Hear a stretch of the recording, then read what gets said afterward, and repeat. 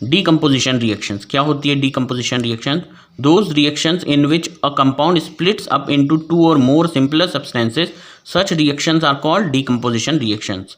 तो ऐसी रिएक्शंस जिसमें एक बड़ा कंपाउंड स्प्लिट होकर के दो या दो से अधिक छोटे छोटे सब्सटेंसेस या कंपाउंड में टूट जाता है, तो इस तरह की रिएक्शन को हम डीकम्पोजिशन रिएक्शन कहते हैं। जैसे यहाँ एग्जांपल दिया है, CaCO3 कैल्शियम कार्बोनेट हीट करने पर CaO यानी कैल्शियम ऑक्साइड और कार्बन डाइऑक्साइड में टूट जाता है। तो एक बड़ा सब्सटेंस दो छोटे छोटे सब्सटेंस में टूट रहा है, इसे हम डीकम्पोजिशन रिएक्शन कहेंगे। अब यहाँ पर ये तीन तरह की होती है। थर्मल डीकम्पोजिशन, जब हीट के सहारे तोड़ा जाए, जैसे ये रिएक्शन में हमने हीट किया है, यहाँ डेल का साइन लगा है मतलब हीट किया है। तो जब CaCO3 को हम गर्म करते हैं तो CaO और CO2 बन जाता है।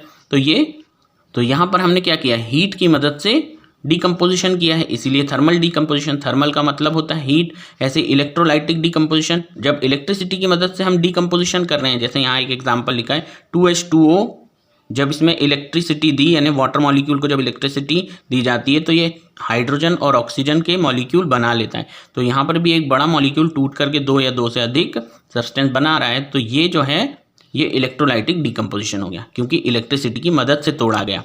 फोटोलाइटिक डीकम्पोजिशन, जब लाइट की मदद से तोड़ा जाए, जैसे AgBr, इसमें लाइट जब पड़ती है तो Ag सिल्वर के जो पार्टिकल है वो अलग हो जाते हैं, ब्रोमीन गैस के पार्टिकल अलग हो जाते हैं। तो यहाँ पर एक बड़े सब्सटेंस को दो अलग अलग सब्सटेंस में तोड़ दिया गया है और यूज़ की गई है लाइट, इसीलिए यहाँ पर इसे कहेंगे हम फोटोलाइटिक डीकम्पोजिशन।